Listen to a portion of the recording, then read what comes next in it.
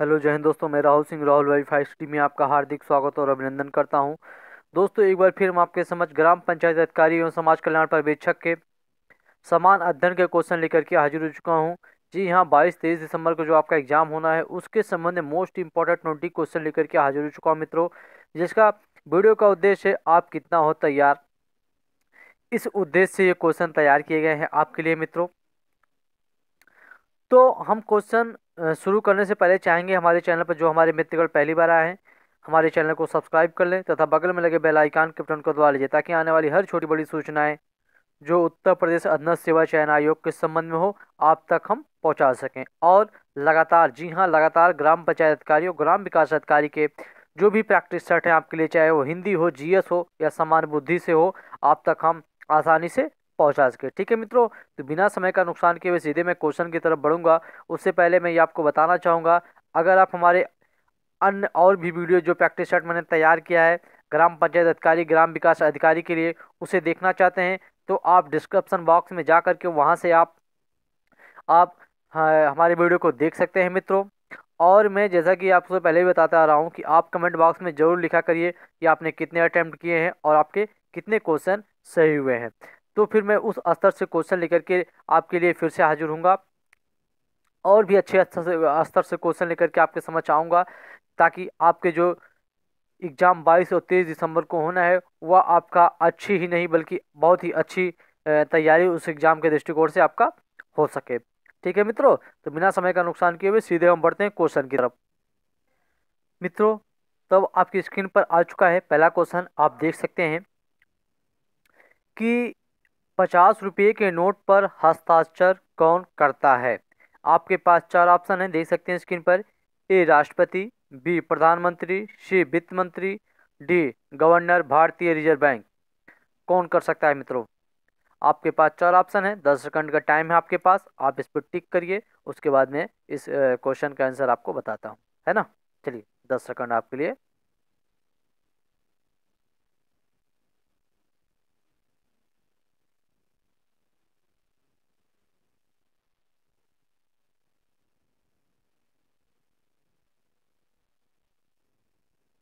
चलिए, हो गया मित्रों। तो 50 रुपये के नोट पर हस्ताक्षर ज़्यादातर आप लोगों का आंसर सही होगा। कौन करता है? जी हाँ, गवर्नर भारतीय रिजर्व बैंक। गवर्नर भारतीय रिजर्व बैंक जो होता है 50 रुपये के नोट पर हस्ताक्षर करता है। सभी नोटों पर, चाहे 10 का हो, 20 का हो, 50 का हो या आपका 2000 रुपये का नोट हो, सभी पे हस्ताक्षर कौन करता है? गवर्नर भारतीय रिजर्व बैंक। ओनली, केवल और केवल 1 रुपये के नोट पर कौन हस्ताक्षर करता है? फाइनेंस सेक्रेटरी, ठीक है ना, वित्त सचिव का हस्ताक्षर होता है। चलिए, बढ़ते हैं अगले क्वेश्चन की तरफ हम लोग अब। क्वेश्चन नंबर दूसरा आपकी स्क्रीन पर आ गया। स्वर्णिम चतुर्भुज योजना परियोजना का संबंध किसके विकास से है? आपके पास चार ऑप्शन। ए पर्यटन, बी पावर ग्रिड, सी बंदरगाह, डी राजमार्ग। सोचिए और टिक करिए, आपके पास 10 सेकंड का टाइम है।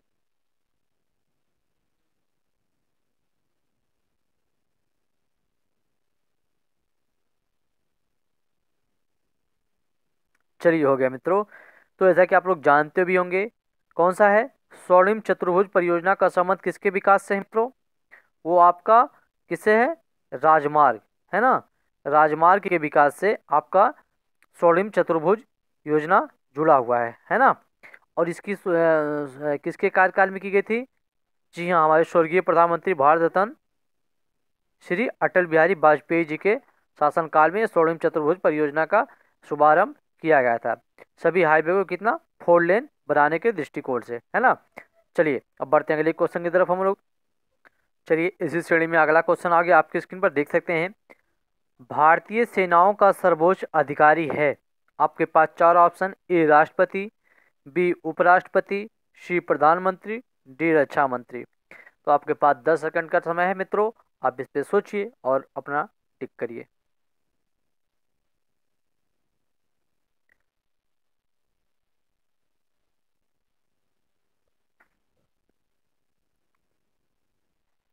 चलिए, हो गया। भारतीय सेनाओं का सर्वोच्च अधिकारी कौन होता है? राष्ट्रपति, है ना।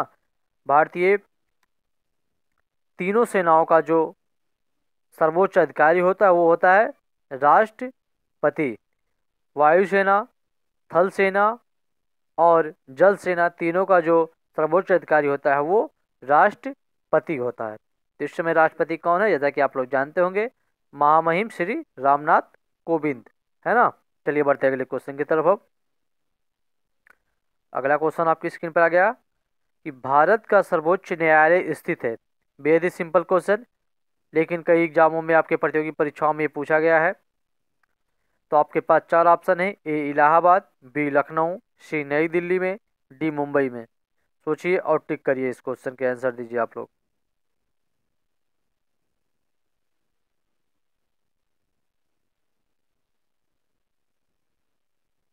चलिए हो गया। कहाँ पे सर्वोच्च न्यायालय? नई दिल्ली। सुप्रीम कोर्ट कहाँ है? नई दिल्ली में, है ना। इसी के साथ में नई दिल्ली सुप्रीम कोर्ट जो आपका नई दिल्ली में है, तो चीफ जस्टिस कौन है भी? सुप्रीम कोर्ट का चीफ जस्टिस कौन है? जस्टिस तरुण गंगोई, है ना। वहीं अगर उत्तर प्रदेश के हाई कोर्ट की बात कर लिया तो कहाँ पे है? ये इलाहाबाद में है, ठीक है ना। चलिए बढ़ते हैं अगले क्वेश्चन की तरफ हम लोग। भारत में प्रथम पंचवर्षीय योजना किस वर्ष आरंभ हुई थी?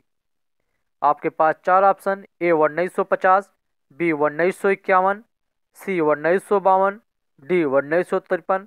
सोचिए और टिक करिए मित्रों।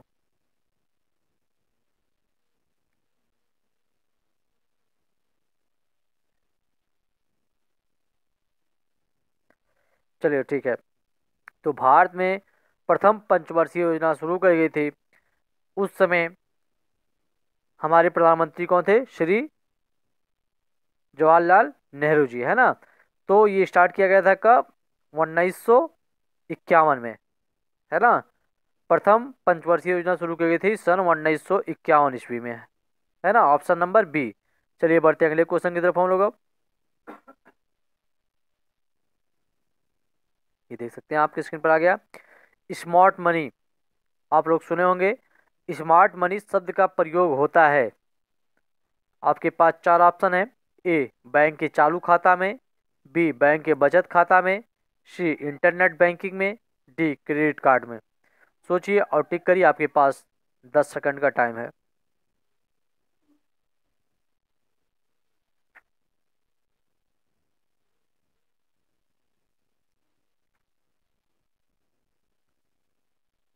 चलिए हो गया। तो स्मार्ट मनी का संबंध किससे है? क्रेडिट कार्ड से, है ना।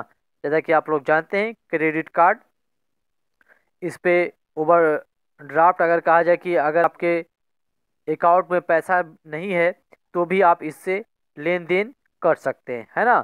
डेबिट कार्ड, जैसा कि आप लोग जानते हैं, एटीएम जिससे हो गया। तो क्रेडिट कार्ड, इसमें आपके खाते में अगर बैलेंस नहीं भी है तो आप इससे लेन देन कर सकते हैं, है ना। स्मार्ट मनी का संबंध किससे है? क्रेडिट कार्ड से है ना। चलिए बढ़ते हैं अगले क्वेश्चन की तरफ हम लोग। अब अगला क्वेश्चन है आपके लिए कि नीली क्रांति, जी हाँ, देख सकते हैं आपकी स्क्रीन पर कि नीली क्रांति का संबंध किससे है। आपके पास चार ऑप्शन: ए मुर्गी पालन से, बी मधुमक्खी पालन से, सी मत्स्य पालन से, डी रेशम कीट पालन से। सोचिए और टिक करिए, आपके पास 10 सेकंड का टाइम है।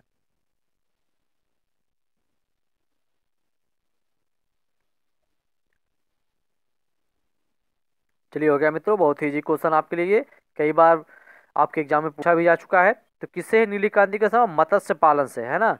ऑप्शन नंबर सी, मत्स्य पालन से जो है नीली क्रांति का संबंध है ना। चलिए बढ़ते हैं अगले क्वेश्चन की तरफ हम लोग। अब आपके स्क्रीन पर अगला क्वेश्चन आ गया, देख सकते हैं मित्रों कि भारतीय संविधान सभा का गठन किया गया था।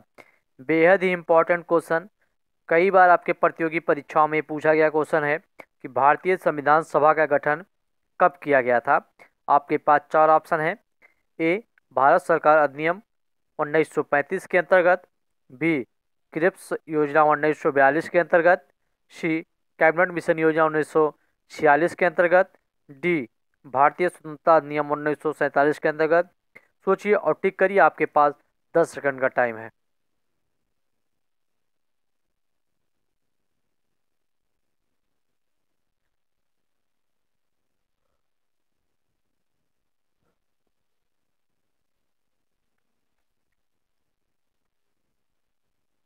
चलिए हो गया। कौन सा?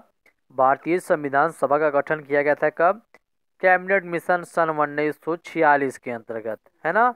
Option number C, cabinet mission योजना 1946 के अंतर्गत जो है आपके भारतीय संविधान सभा का गठन किया गया था, है ना मित्रों। कैबिनेट मिशन की संस्तुतियों के आधार पर भारतीय संविधान की निर्माण करने वाली संविधान सभा गठन सन 1946 में हुआ था, है ना। चलिए बढ़ते हैं अगले क्वेश्चन की तरफ हम लोग अब।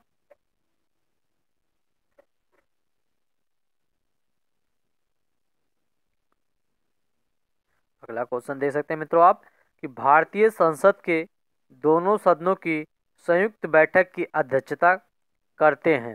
कौन करते हैं? आपके पास चार ऑप्शन। ए राष्ट्रपति, बी उपराष्ट्रपति, सी प्रधानमंत्री, डी लोकसभा अध्यक्ष। सोचिए और टिक करिए, आपके पास 10 सेकंड का टाइम है।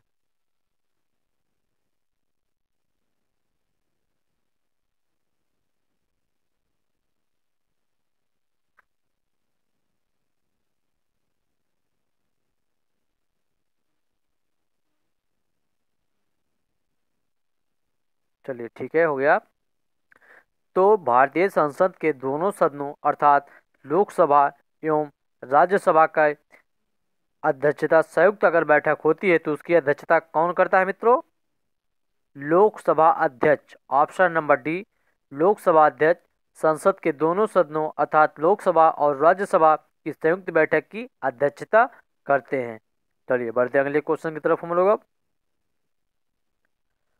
भारत में योजना आयोग की स्थापना किस वर्ष में हुई थी? आपके पास चार ऑप्शन। ए सन 1947 ईस्वी में, 1950 सॉरी बी नंबर 1949 ईस्वी में, सी नंबर 1950 ईस्वी में, डी नंबर सन 1951 ईस्वी में। सोचिए और टिक करिए, आपके पास 10 सेकंड का टाइम है।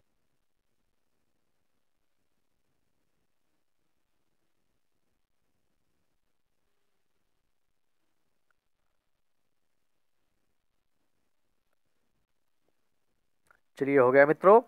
कौन सा? भारत में योजना आयोग की स्थापना कब की थी? सन 1950 ईस्वी में, है ना। ऑप्शन नंबर सी, सन 1950 ईस्वी में भारत में योजना आयोग की स्थापना हुई थी। अब योजना आयोग के जगह पे क्या आ गया मित्रों? नीति आयोग, ठीक है ना। National institution for transforming India, national institution for transforming India, है ना। नीति आयोग का गठन कर दिया गया है। कब किया गया है?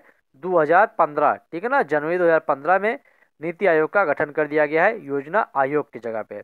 अगर वही क्वेश्चन अगर आपसे ये पूछा जाए कि नीति आयोग के प्रथम अध्यक्ष कौन है, तो कौन है? माननीय प्रधानमंत्री श्री नरेंद्र मोदी जी नीति आयोग के प्रथम अध्यक्ष हैं। वहीं अगर योजना आयोग की बात कर दिया जाए कि योजना आयोग के प्रथम अध्यक्ष कौन थे, तो कौन थे? श्री जवाहरलाल नेहरू जी, है ना। चलिए बढ़ते हैं अगले क्वेश्चन की तरफ हम लोग अब। अगला क्वेश्चन है, आपके स्क्रीन पर देख सकते हैं कि भारतीय राष्ट्रपति के रिक्त पद को भर दिया जाना चाहिए कितने दिनों के अंतर्गत? आपके पास चार ऑप्शन है। बेहद ही सिंपल क्वेश्चन है, लेकिन कई बार प्रतियोगी परीक्षाओं में पूछा जा चुका है मित्रों ये आपके। ए 3 माह में, बी 6 माह में, सी 1 वर्ष में, डी संसद द्वारा निर्धारित अवधि में। तो आपके पास 10 सेकंड का टाइम है, आप इस पे सोचिए और टिक करिए।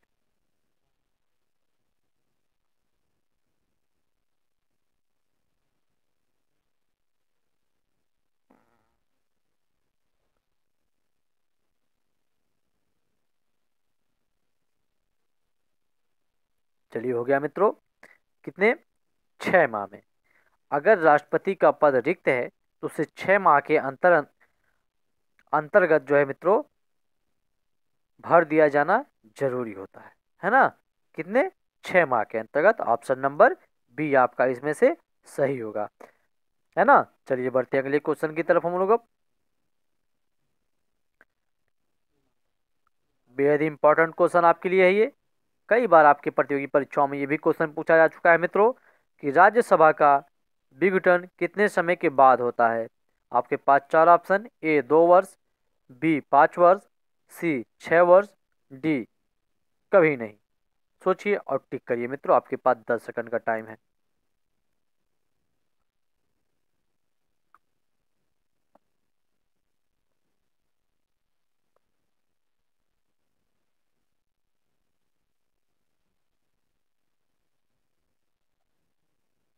चलिए हो गया मित्रों। तो मित्रों, जैसा कि आप लोग जानते भी होंगे कि राज्यसभा का विघटन कभी नहीं होता, ठीक है ना।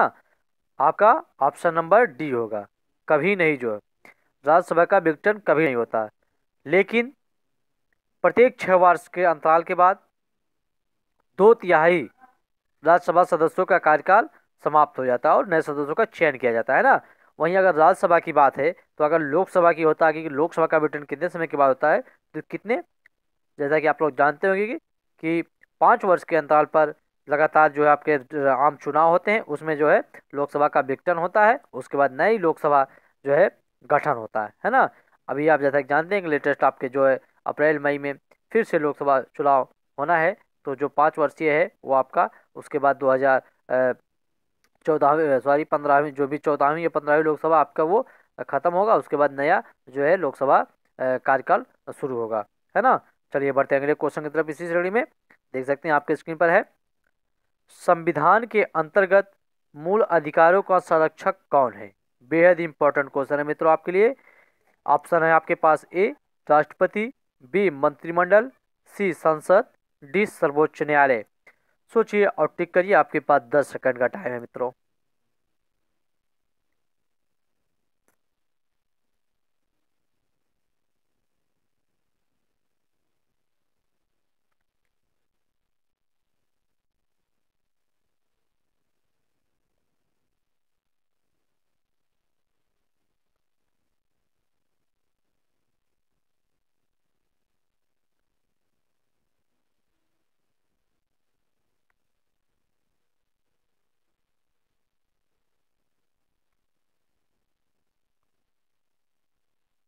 चलिए हो गया।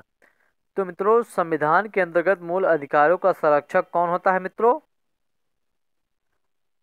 सर्वोच्च न्यायालय, सुप्रीम कोर्ट, है ना। अगर हम संविधान के अंतर्गत बात करें मूल अधिकारों का, हमारा संरक्षक कौन होता है? वो सर्वोच्च न्यायालय, है ना। आपका ऑप्शन नंबर क्या होगा? डी, है ना। सर्वोच्च न्यायालय जो है मूल अधिकारों का संरक्षक होता है। चलिए बढ़ते हैं अगले क्वेश्चन की तरफ हम लोग। अब देख सकते हैं आपकी स्क्रीन पर आ गया कि निम्नलिखित में से कौन सा एक संविधान का अंग नहीं है। देख सकते हैं मित्रों, बेहद इंपॉर्टेंट क्वेश्चन आपके लिए कि निम्नलिखित में से कौन सा एक संविधान का अंग नहीं है। आपके पास 4 ऑप्शन: ए वित्त आयोग, बी निर्वाचन आयोग, सी अंतर्राज्यीय परिषद, डी योजना आयोग। सोचिए और टिक करिए। बेहद इंपॉर्टेंट क्वेश्चन है आपके एग्जाम के दृष्टिकोण से मित्रों ये।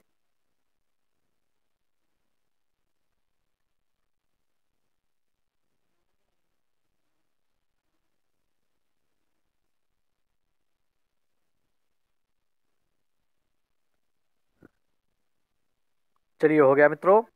तो वो कौन सा है जो एक संविधान का अंग नहीं है? योजना आयोग, ऑप्शन नंबर डी योजना आयोग। बाकी और जो 3 हैं वो आपके संवैधानिक एक हैं, जैसे आप निर्वाचन आयोग के ले लें, या फिर वित्त आयोग, या फिर अंतर्राज्यीय परिषद, है ना। ये तीनों जो है संविधान के अंग है। इसमें एक योजना आयोग जो है ये कोई संवैधानिक तंत्र का अंग नहीं है ना। जैसा कि आप लोग जानते हैं योजना आयोग का जगह क्या आ गया अब? नीति आयोग, है ना। चलिए बढ़ते हैं अगले क्वेश्चन की तरफ हम लोग। अब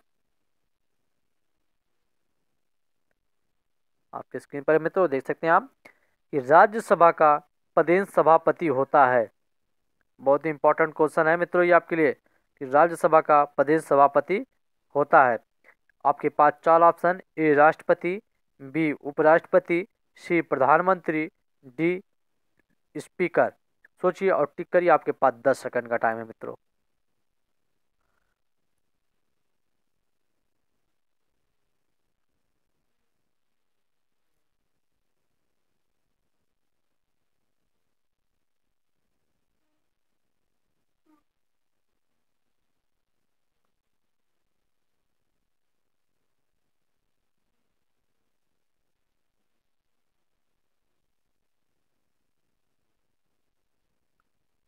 चलिए हो गया।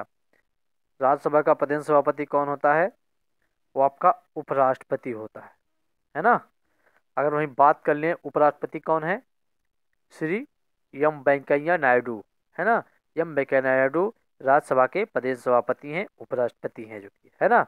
चलिए बढ़ते हैं अगले क्वेश्चन की तरफ हम लोग। अब अगला क्वेश्चन मित्रों आपके लिए इसी श्रेणी में। 1857 की क्रांति को किसने भारत का प्रथम स्वतंत्रता संग्राम कहा? 1857 की क्रांति, जैसा कि आप लोग जानते हैं, जो मेरठ में हुई थी मंगल पांडे जी के द्वारा, क्रांति को किसने भारत का प्रथम स्वतंत्रता संग्राम कहा? आपके पास चार ऑप्शन है। ए विनायक दामोदर सावरकर, बी बहादुर शाह जफर, सी तत्या टोपे, डी मंगल पांडे। चार ऑप्शन, सोचिए, टिक करिए, आपके पास 10 सेकंड का टाइम है।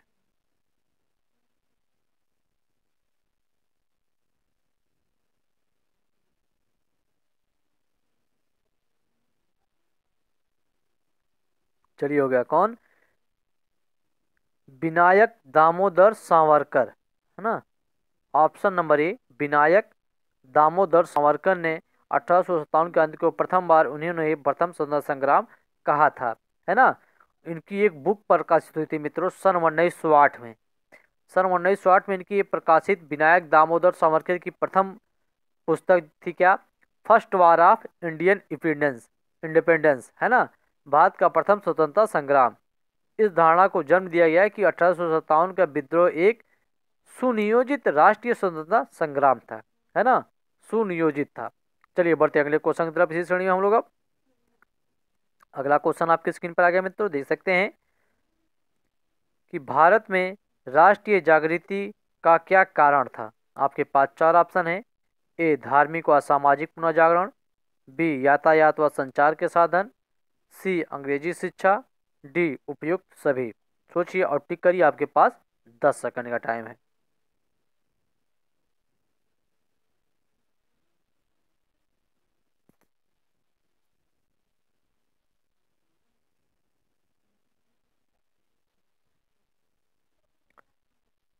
चलिए, हो गया। तो भारत में राष्ट्रीय जागृति का कारण मित्रों उपयुक्त सभी है। ऊपर के जो हैं सब हैं, तो आपका ऑप्शन नंबर डी होगा।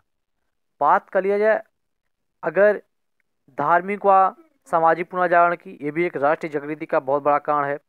यातायात, जैसा कि आप लोग जानते हैं, ये भी एक समाज का पहिया कहा जाता है जिसे। यातायात व संचार के साधन ही और अंग्रेजी शिक्षा, ये तीनों राष्ट्रीय जागृति के एक कारण है ना। तो आपके ऑप्शन नंबर डी इसमें सही होगा। चलिए बढ़ते हैं अगले क्वेश्चन की तरफ हम लोग। अब देख सकते हैं आपके स्क्रीन पर आ गया क्वेश्चन कि निम्नलिखित में से कौन नेता उदारवादी राष्ट्रवादी विचारधारा का है? आपके पास चार ऑप्शन देख सकते हैं। ए गोपाल कृष्ण गोखले, बी बाल गंगाधर तिलक, सी लाला लाजपत राय, डी अरबिंदो घोष। सोचिए और टिक करिए मित्रों।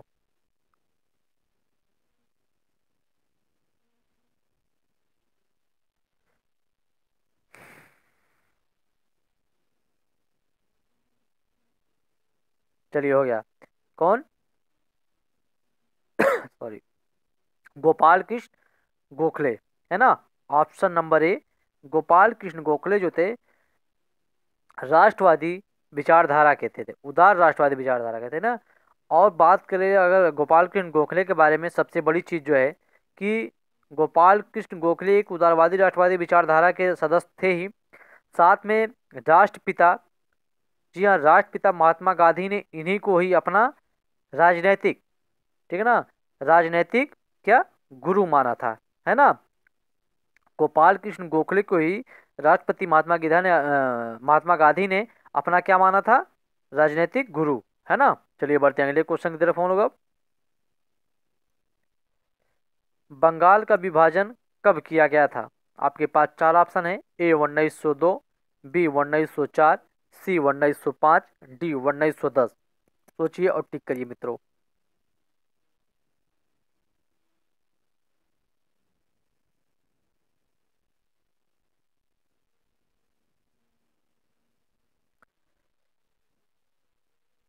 चलिए, हो गया। तो कौन? बंगाल का विभाजन कब हुआ था? सन 1905 में। ऑप्शन नंबर सी, है ना, 1905 में जो बंगाल का विभाजन हुआ था। उस समय लॉर्ड कर्जन जो था वो गवर्नर जनरल था, है ना। लॉर्ड कर्जन ने 20 जुलाई सन 1905 को ही बंगाल के विभाजन के निर्णय की घोषणा की थी, है ना। बंगाल अगर बात किया जाए मित्रों, बंगाल विभाजन के विरोध में 7 अगस्त 1905 को जी हाँ कलकत्ता के टाउन हॉल में स्वदेशी आंदोलन की घोषणा की गई थी, है ना। बंगाल विभाजन 16 अक्टूबर सन 1905 को प्रभावी हो गया था। इस दिन मित्रों जो है पूरे बंगाल में शोक दिवस मनाया गया, है ना। इसी दिन पूरे बंगाल में जो है शोक दिवस मनाया गया था, 16 अक्टूबर 1905 को, है ना। चलिए बढ़ते हैं अगले क्वेश्चन की तरफ हम लोग। अब देख सकते हैं आपकी स्क्रीन पर है कि गांधी जी ने किस आंदोलन में करो या मरो का आह्वान किया था। आपके पास चार ऑप्शन: ए असहयोग आंदोलन, बी खेड़ा सत्याग्रह, सी सविनय अवज्ञा आंदोलन, डी भारत छोड़ो आंदोलन। सोचिए और टिक करिए मित्रों।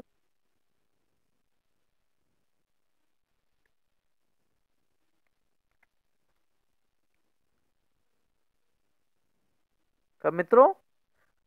ऑप्शन नंबर डी भारत छोड़ो आंदोलन, ठीक है ना, जो 1942 में शुरू हुई थी, है ना। तो भारत छोड़ो आंदोलन में गांधी जी ने जो 1942 में शुरू किया गया था, उसी में ये नारा दिया था, करो या मरो, है ना।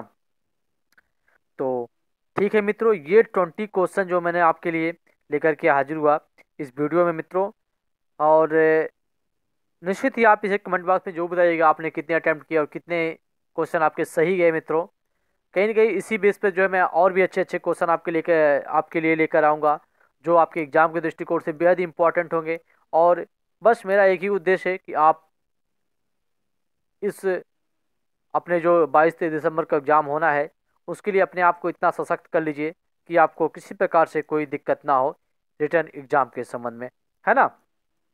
तो ठीक है मित्रों, ये 20 क्वेश्चन लेकर के मैं आपके समक्ष हाजिर हुआ। फिर नेक्स्ट वीडियो में मिलूंगा कल आपसे एक नेक्स्ट नेक्स्ट टॉपिक के विषय में, या फिर हिंदी या आपका समान बुद्धि के संबंध में। तो ठीक है मित्रों, अगर ये वीडियो आपको अच्छा लगा हो तो इसे लाइक जरूर करिए और ज़्यादा से ज़्यादा शेयर करिए। जितने भी आपके स्टडी संबंधी व्हाट्सएप ग्रुप हैं, आप इन वीडियो को शेयर करिए, है ना। और मैं फिर आपको एक बात बताना चाहता हूँ कि हम जो हमारी पिछली वीडियो हों, पिछली वीडियो में मैंने अपने जीएस और समान बुद्धि और हिंदी के संबंध में मैंने वीडियो 22 दिसंबर एग्जाम के दृष्टिकोण से बनाए थे, वो आपको मैं पूरा पूरा जो अपने डिस्क्रिप्शन बॉक्स में अपलोड कर दे रहा हूँ। वहाँ से आप बारी बारी करके एक एक वीडियो हमारा देख सकते हैं, है ना। तो ठीक है, बहुत बहुत धन्यवाद।